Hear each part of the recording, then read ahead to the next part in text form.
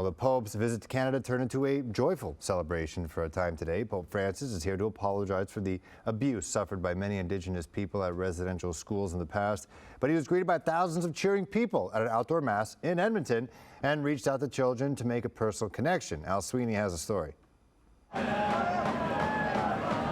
Again and again today, the Pope's sometimes solemn expression lit up as he rode around Edmonton's Commonwealth Stadium greeting babies in what may well be the highlight of his trip so far.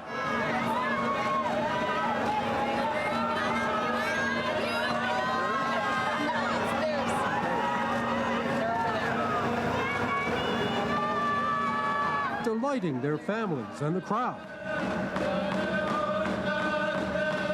Thousands were waiting as the Pope rode into the stadium for the Mass. In the name of the Father, and of the Son, and of the Holy Spirit. Pope Francis spoke in English as he began the Mass.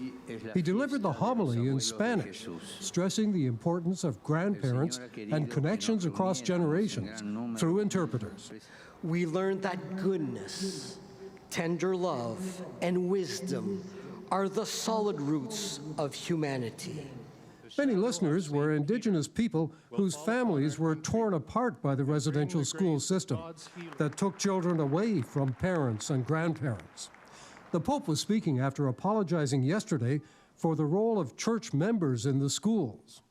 The church kneels before God and implores his forgiveness for the sins of her children. He spoke yesterday more about the system itself being evil.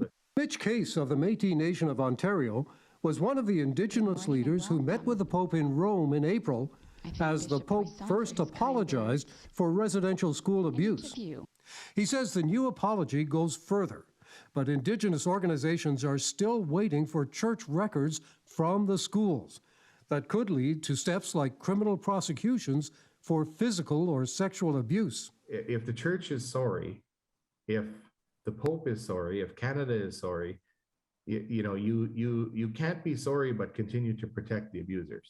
But essentially, the best apology is changed behavior, and that I think is where the rubber hits the road, and the church needs to fundamentally change its behavior. For his part, the Pope called on people to look to the future.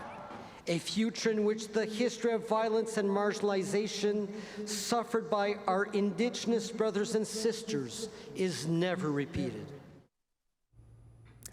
There remains the issue of the investigation into residential schools that the Pope announced yesterday. Indigenous leaders like Mitch Case are waiting to find out what that investigation will involve and how the church will cooperate with Indigenous people and government authorities. Now, the Pope travels to Quebec tomorrow.